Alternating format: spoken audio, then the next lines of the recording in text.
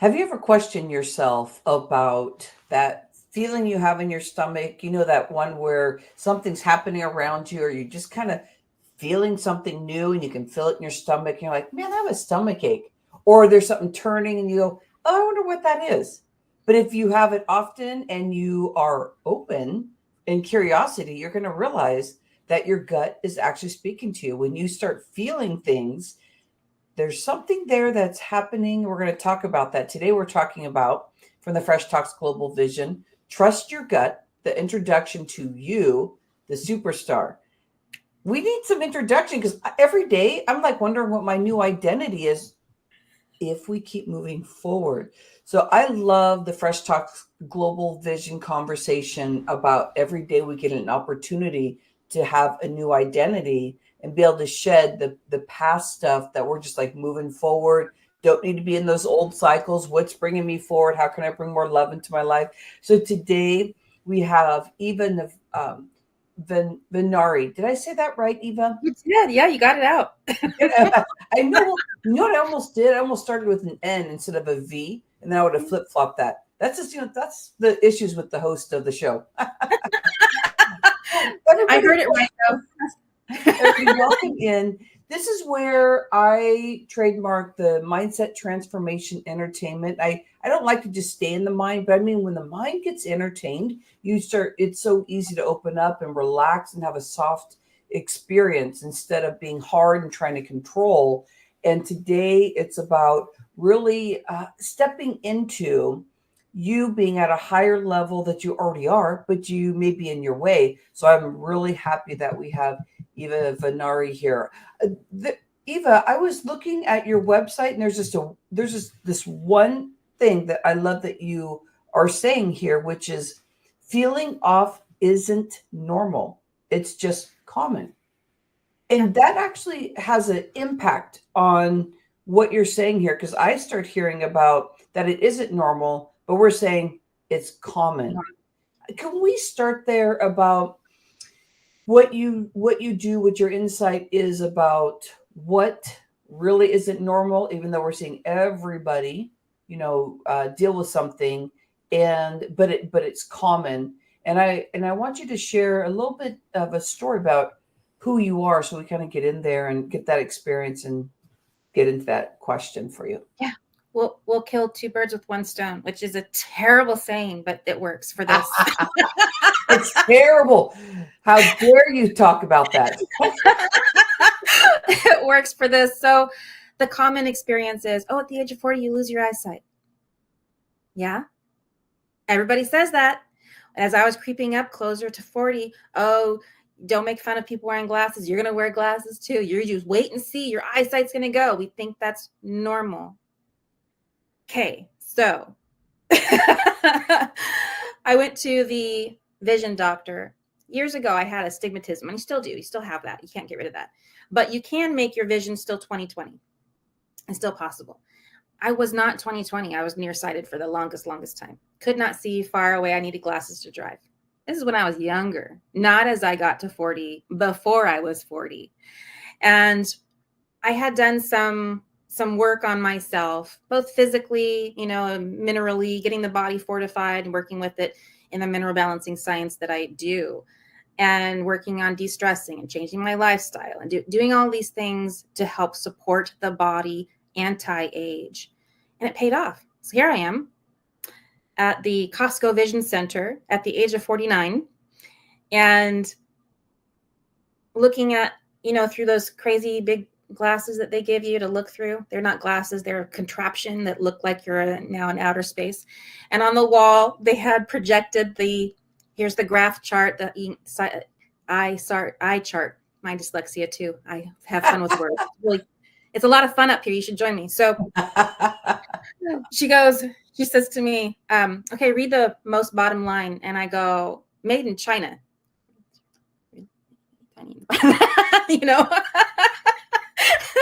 And so I proceeded to I'm being funny, but the last line of very, very small letters I was able to read. And she whipped her head around and she's looking at the chart. She goes, how old are you? And she couldn't believe it. So for her, what was common had become normal. That's just an example of it. We're not meant to prematurely die before we actually do. Not to the degree that society has made it acceptable. And so I'm here to say you can have much more vibrancy within your body. And you don't have to be propped up on medications to do it. Oh, Eva, you're talking to the right person here. I was on thyroid medicine for 20 years, and I said, here, there's something going on here that I'm missing the fun on the other side. That's all the pain and torment to get off the medicine I had for 20 years.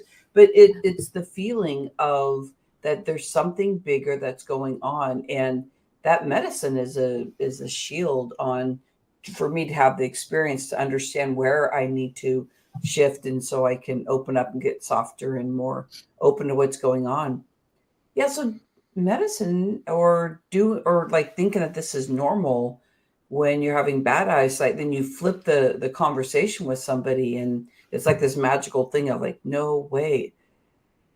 What do you think that this is difficult for people to actually believe this, that there's actually a bigger picture out there, that life is easier than what we are creating? Yeah, there's a conversation around it. I've been working with people who have, including starting with myself. I had 30 different chronic illnesses that I could rattle off. I'll give you a few. Chronic fatigue, insomnia, depression, fibromyalgia, itchy skin, heart palpitations, short-term memory loss, hypothyroidism, perimenopause at the age of 28, osteoarthritis, degenerative joint disease. I'm not quite even at 15 yet, I don't think. I ran at 13, 14. Anyways.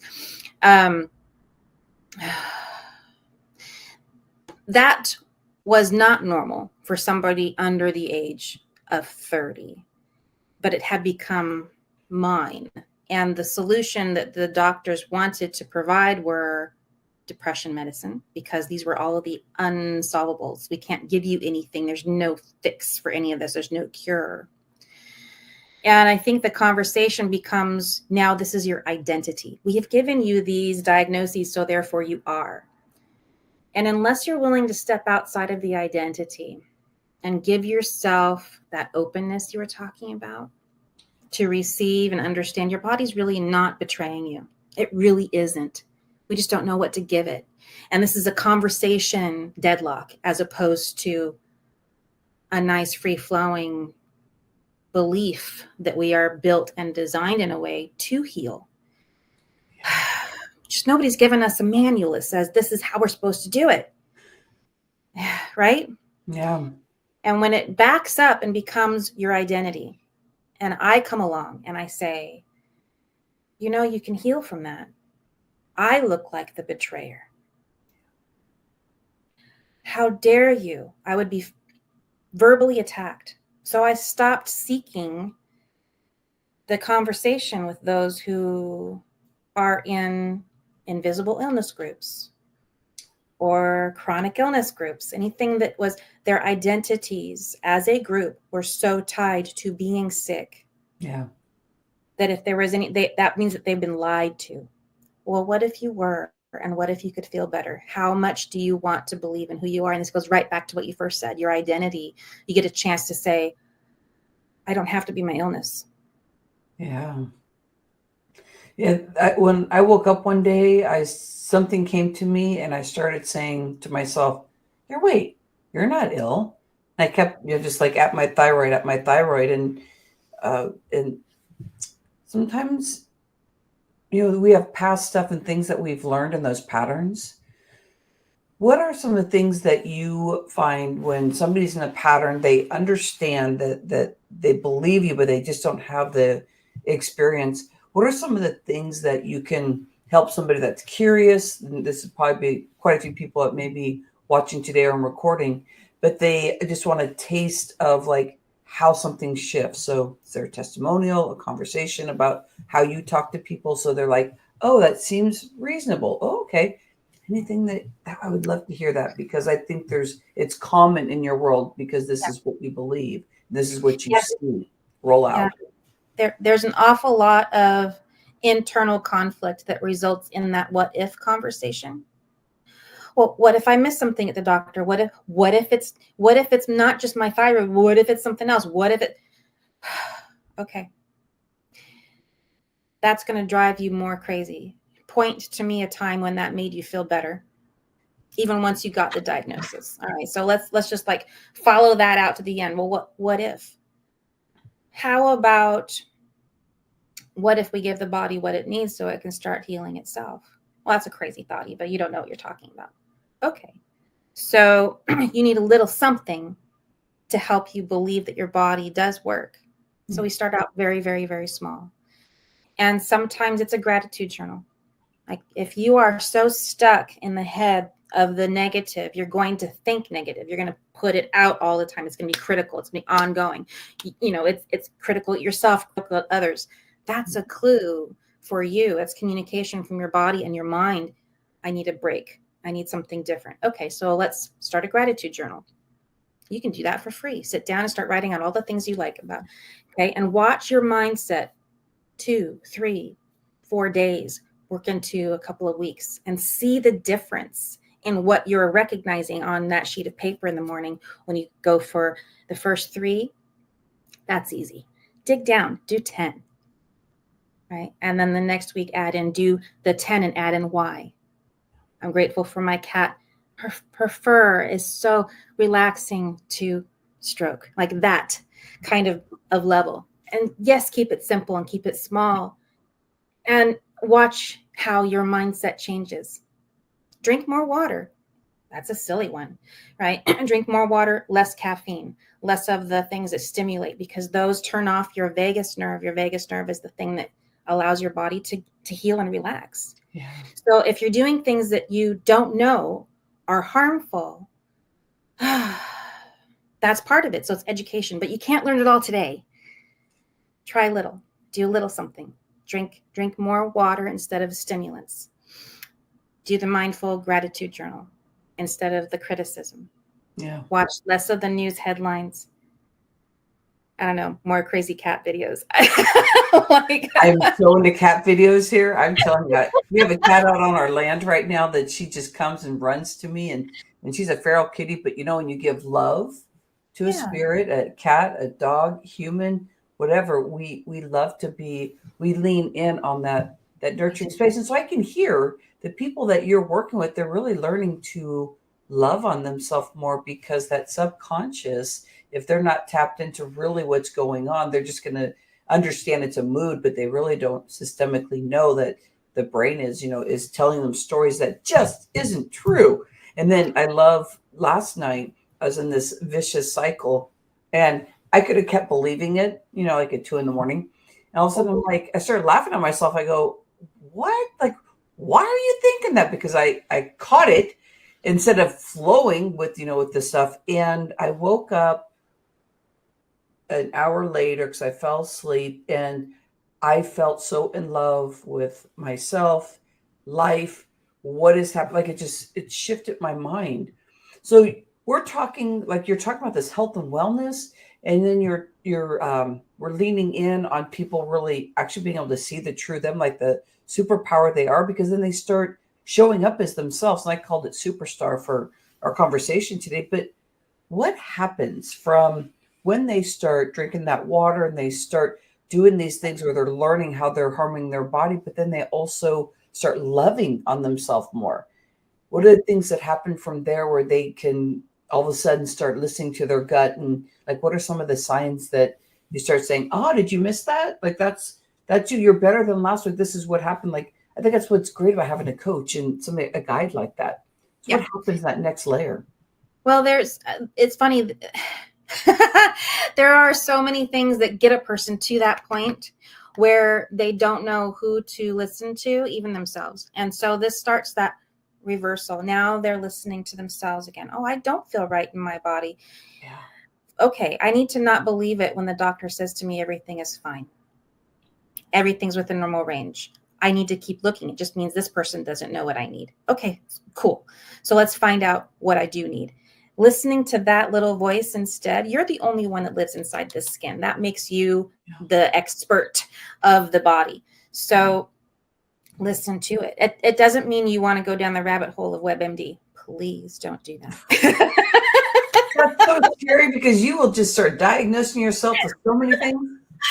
You'll do this. You'll do the same thing that you just left the doctor's office to not do. So it's like don't be up on yourself. This is a learning process, because I say these things because I did them too. But anyways, so what happens is, you start to believe who you are. You start to listen to that internal voice. You start to listen to that internal compass.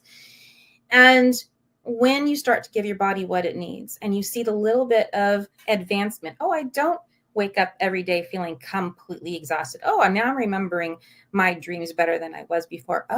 I don't need to go get 3 coffees in the afternoon and just to get through the day. I met somebody that was drinking 12 full carafes of coffee a day. Yeah, and she couldn't get through the day without coffee. That was her water. It's way more water than we need to drink in a day. So this was somebody who was very out of balance. We were able to reverse that using the main work that I do, which is mineral balancing science. It's like giving the body what it needs. It gives it that strength. We don't know what the body's going to heal first, second, and third. But if you're feeling stubborn, like even though things worked before, you don't understand. My mom has it. My sisters have it. All my brothers, everybody's got it. Okay, that's congenital. That is something that is not genetic. These are environmental things. This means you all learned it from each other. So something is off. And did you know that your imbalances pass from mother to womb in the child? So naturally, it's going to be in the children as well as the mother and the grandparents. And I've seen generations of these mineral tests come out looking very much the same. So getting a person what they need right away, the body goes, recognizes, and it says, this is what I've been missing. And it goes right to work. I'll tell you, that vagus nerve starts to relax on its own. We hammer that into place and say, here's the minerals you've been needing. And it goes, thank you. And then the body starts to heal. My very first healing reaction was not a physical one. It was emotional. I had not grieved the death of my grandmother 7 years prior. And I remember standing in the funeral services thinking, everyone else is crying. I can't get there. I can't get there. That's how stiff and how tied up in our own anxiety, and we get used to it. Well, that's normal for me. It's not normal. It's just common. Where a lot of us are sitting through this place of go, go, go, pressure through. I've been dealing with this. This is the line in the sand for how much stress I can deal with. But here's another thing on top of that. So you got to move that line again. And now the line in the sand moves. And now you've got more to carry on your shoulders, emotionally, mentally, and it does weigh on us physically. So it's being mindful as to what we say yes to, what we say no to. Eva, you don't understand. I have obligations. You get to choose those too.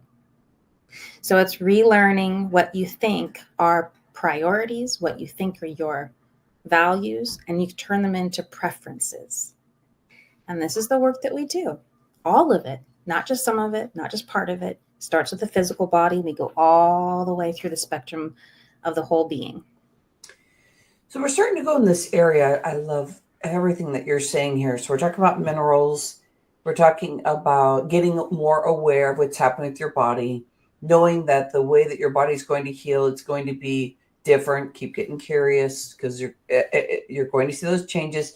I used to question, like, if it happens, and I've been doing, health and wellness for like 25 years. And I still was like, it took me a while to really connect. And you do this for people. And so sometimes it takes a while to connect with what's really going on.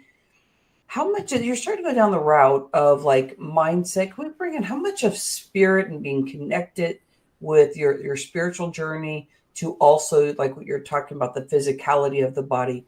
Do both of those blend together, and how does that work cohesively, or how does that work in the work that you do?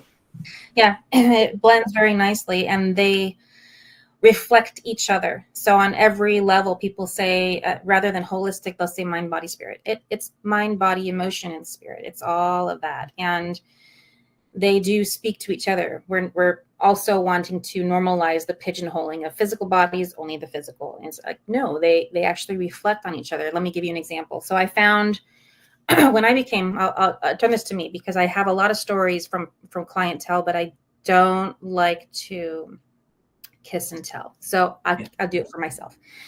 And when I first started with mineral balancing science, I became a practitioner. It was working for me to reverse all 30 of my physical symptoms. What I didn't know that it was also going to turn on my spiritual gifts. I became less staticky as a channel, if you will. You know how when we used to change the radio station or the TV station, we'd have to get the rabbit ears, hold our hair, hold our tongue, all of these things. Just a little left. Yeah. Hold it over here, one arm to one leg. That's perfect. Another leg up, another leg. Hold it there. And I think that's what it feels like when, okay, I need to have 3 cups of coffee. I need to make sure I'm gluten-free. I mean, that's how we feel when we get to ourselves, when we're all like, okay, I've got all these rules to follow. How about we pull our hands off of that steering wheel a minute and just give our bodies a chance to relax? So that's what this work can do. And when you're looking at the spiritual side of it, I was mentioning I became a practitioner. I didn't know. I had no idea what this was going to evolve into. My ex-husband passed away right as I became a practitioner in mineral balancing science. And he had attached himself to my auric body. He was over here talking. I could hear him. And I'm like, I know I'm not schizophrenic. That is him. He passed away. I know his voice. I know him very well. He doesn't belong here. Why is he here? And I went through the process of learning more. I was thrown into the deep end of the spiritual pool of learning and confronted with angels, demons, guides that I had no clue existed, all of the unseen on the other side of that veil that oftentimes spiritual people talk about. I was basically thrust into, this is your life now, Eva. Welcome to it. And the introduction was, you're going to learn how to do the exorcism. Anything attached to you that doesn't belong, that requires one. What I didn't realize at the time, but was starting to put together, was some of my chronic illnesses that were hanging on were also caused by him being here in the field. So once we clear that, and I was trained by angels on how to do that, very gently, very lovingly. Yeah, I was brought. Go ahead. I ask for help and assistance. Is that what you're speaking about when you said that the angels were there guiding you? Can you go in there a little more? Because this is wonderful. This is a very unique conversation for us, even though we've gone into it. But you're going in deeper. I really appreciate this. Yeah. This is the story. And if my story doesn't help someone feel like they're not going crazy, I haven't done my job, because I lived it and it is still crazy. So I found someone called a psychic surgeon at the metaphysical school in Orange County. They happened to have a fair going the very weekend that his death occurred. And I realized, and was confirmed by other people, that there's something attached to me.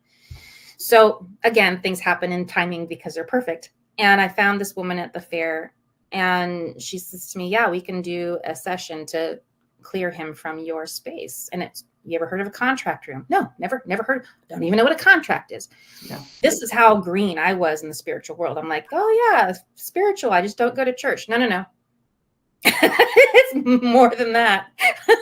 So she puts me onto a massage table and places some crystals, which I now know is a crystal grid, to protect the space and do spiritual sovereignty to make sure that I'm not further compromised by the work we're about to do in the etheric space. It's a whole world, new vocabulary I knew nothing about.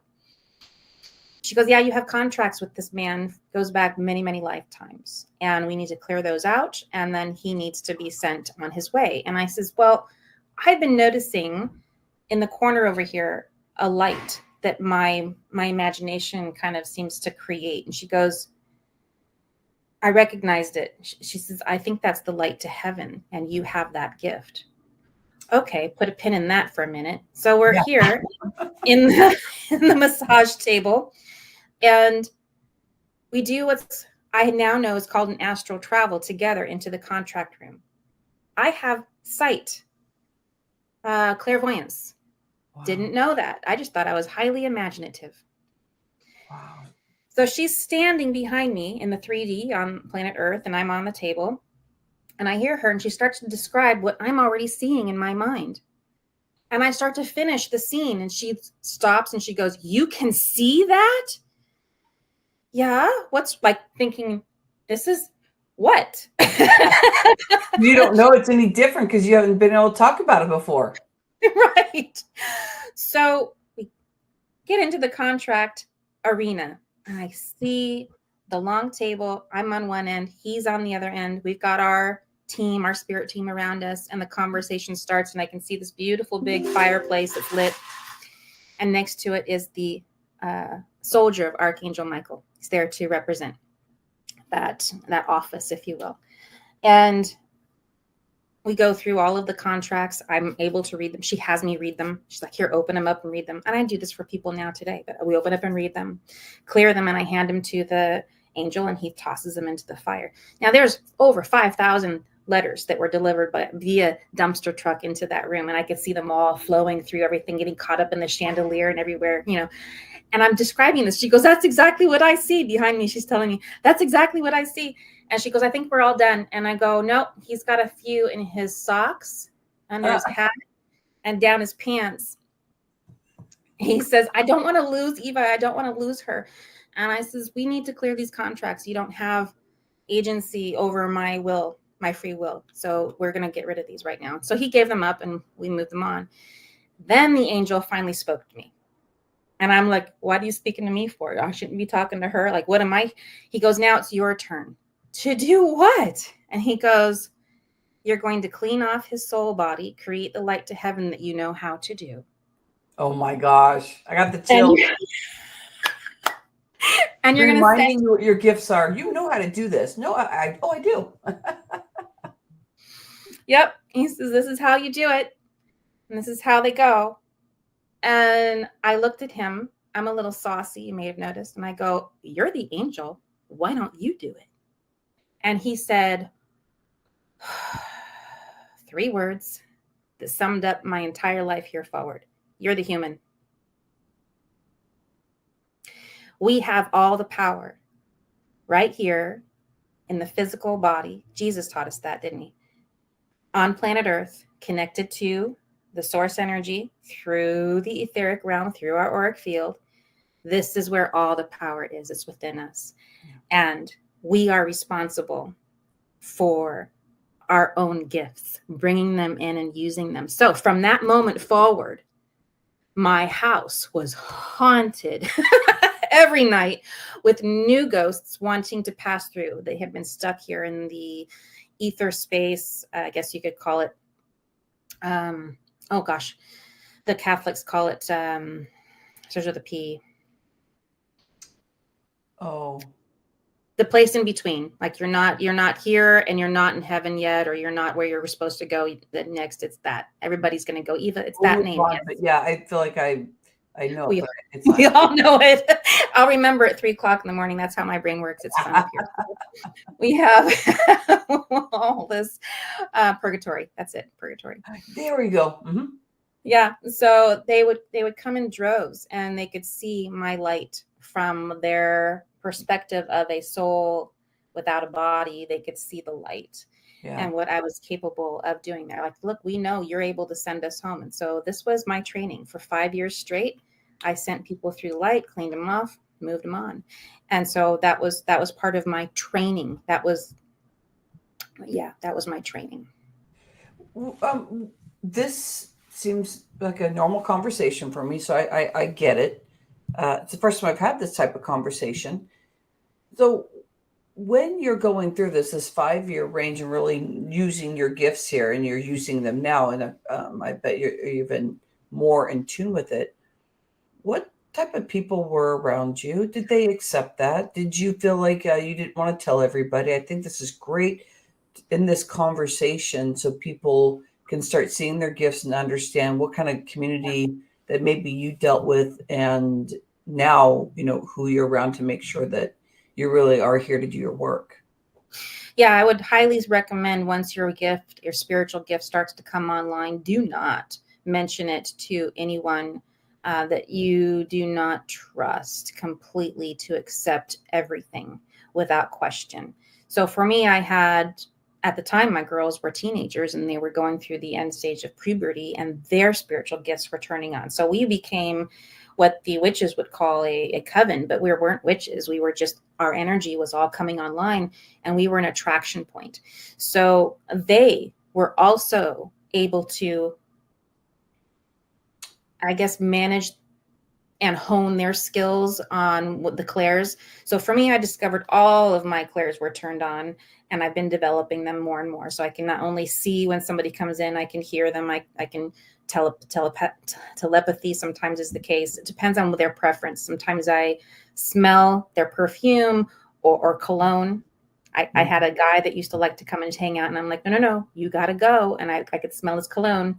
And a pie, maybe a piece of food, something that somebody was famous for baking. I would get that taste in my mouth. I'm like, I haven't had blueberry pie. Where'd that come from? So all of my clairs were turned on. For them, they had specific ones. They could see as if they're clearly like they're looking at you or me. I can see here in the mind's eye. Both of my girls could see the apparition. Wow. And they could hear clairaudiently. So this was the gifts that we would bounce back and forth with each other and say, do you smell the cologne? No, but I see that same guy with a briefcase, and he's here. He likes looking at you, Mom, and they tease me about it. And so these were how all of us became very grounded and secure in our gifts. Not many. I've spoken to many who have developed them individually on their own, in separation, in silence, in solitude. They do not develop that galvanized knowing that this information is true and correct as quickly as we did. So it was really, heavy training for all three of us. Neither of them, my children, they're now almost 30. They don't practice any of this work. They were like, yep, we're done. So maybe they were here only on that purpose, was to help me grow for my spiritual. Yeah, are they going to tap back into it? I feel like these life experiences. So, I wasn't raised around having these types of conversations, but they're, getting off of medicine, knowing, combating the space of the words that were happening and coming to me, and the feeling in my body. And those feelings really shifted when I look at a timeline, certain points, and I go, here, what was happening? So those things started really opening and making this open space to start being aware that there was something bigger. Yeah. And I was talking to people, but everybody around me was not into it. But I'd still talk about it off and on. So I'm like, oh, well, whatever. But then I noticed that it doesn't serve the purpose. I'm not here to fight with anybody or try and, explain anything. I just want to be and be able to help others in the way of the work that you're doing, the work that I think is why we're here, as we find out what those gifts are. Yeah. When people are working with you, we're getting close to the tail end here. When people are working with you, are you finding those gifts because of opening the records and talking to them and them opening up their space? Is that usually a result that happens when they're around you and learning, because they're opening up and releasing things and understanding there's a higher something going on? Yeah. In short, that's a yes. The same question came to me while I was developing and becoming more attuned and less staticky, right? And I went to a person who was channeling a Pleiadian, if you're familiar with Bashar, like that, or Abraham Hicks. He channeled. So he channeled this one, and I had a private session, and I said, is this normal for people? That word was still being used in my vocabulary back then. Is this normal that for a person going through physical healing, that their spiritual gifts turn on? And will everybody, is this like the goal for all humans? He says, no. Not to say that I'm special. I'm just part of a group that is meant to awaken so that others can, and we can kind of drag the rest of humanity by their hair over the finish line. That's how I look at it. And that's what it feels like when you're a way shower. You're like, okay, guys, I was here first. I get it. And this is a messy job. I get it. And you're accepting it. Yeah, I've accepted it. And this is just my way of, it's going to be hard at first. It's going to be that, cannonball dive into the deep end and, dog paddle your way to the edge. For me, that's my life. That's the way everything has been. It's been a little bit difficult, but the end result is a master of whatever I'm put into, because I'm going to work my ass off to get there.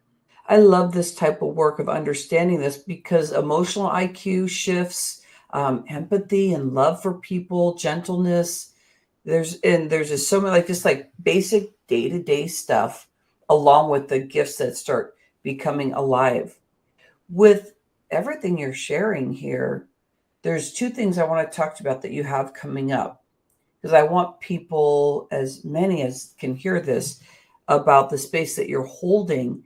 And the one that I know is the one that you said, well, we can talk about that, but I have this other thing going on. So let's go here first about you doing the cruise and having people come in. And when I first met you, the example was people are coming in, and by the time they walk out the door, there's this whole shift. Okay, next person. Okay, next person. And I started talking about Dolores Cannon, because that's just one of the people that we're talking about that. And you go, yeah, I get that, but, and then you start talking even that the experience that you had.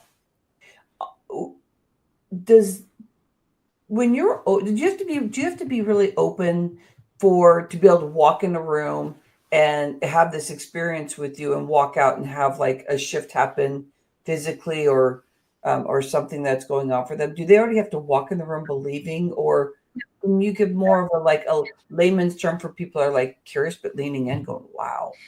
Yeah. Curious will get you in the door for sure. You do not have to believe in it.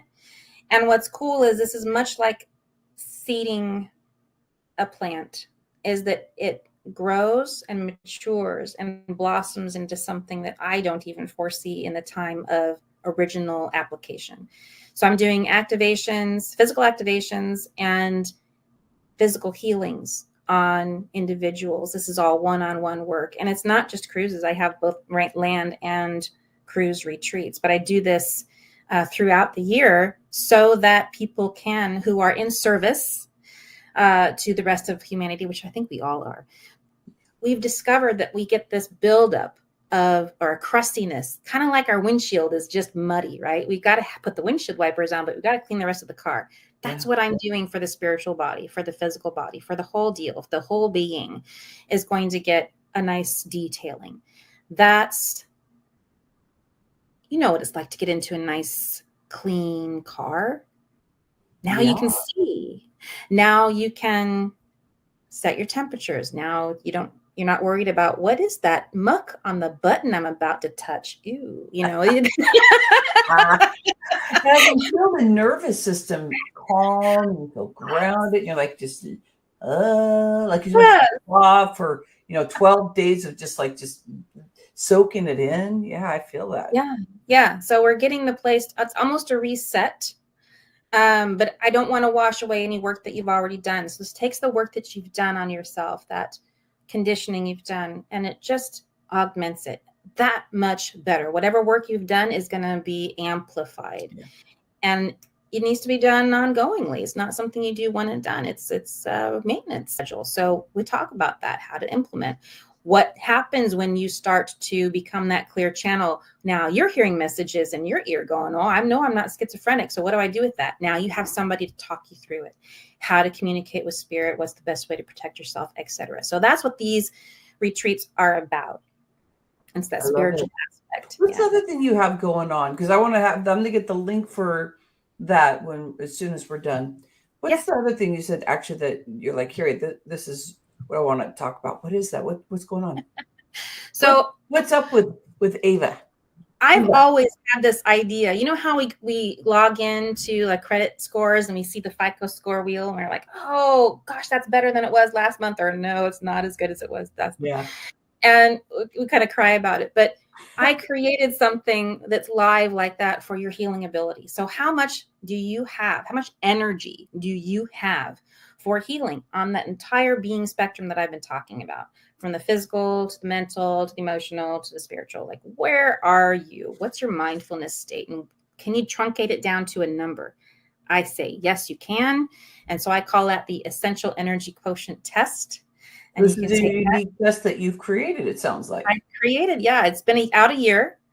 Hundreds of people have taken it. And when you do, of course, it's an opt-in for my automations, but that automation, the first one is the free companion book. And it gives you some really good, remember I said there's no manual? Man, this is close to a manual for the human body condition that I can come up with. Wow. I love it. So it's like, example of like the credit stuff. You're like, what little shift did I did? Because I thought I was doing the same thing. And so it really keeps you aware of like the fine tuning that there's a gauger that you have then, so that you know if you're not doing I think of it as daily work. Looking up at the sky and feeling and Eva, I live on 5 acres. I have animals, and I got tapped in of starting to talk to the animals because I was going through some deep stuff. So I just be feeling like it's like dramatic, like just really deep stuff. And all of a sudden, I was like speaking to our neighbor horse, and then I said, "Man, you know what? It's time for me to have a cat. Like kitties are, just loving." And it seemed like it happened within 48 hours that there was it was actually a young kitty, and I thought it was like a full regular kitty, and now she's evolving to be a bigger kitty. And so the animals really help me connect. And so I think it's like a fine tuning and always having that yearning, because the results, like, what are we here for? The people that are tapped into it, or the people that are curious saying, I know I have some gifts, so I need to get out there and do that work. Yeah. And Fresh Talks Global Vision, I know I talked about what you're saying, you're here to clean up this place is it kind of something kind of the way you say it, but I want you to say it in your own words. But we are talking about the humanitarian experience, and to open up the voice because of having thyroid stuff closed down there very much, and learn to open that up and consistently always speaking my truth or not, then I have symptoms and different things that happen. Open the voice and stop the blaming and the shaming. And I call it hashtag speaker locking arms. Just you being here and sharing this experience, we get to be together and just, project that out there of such a cohesiveness. And I appreciate you being a partner today.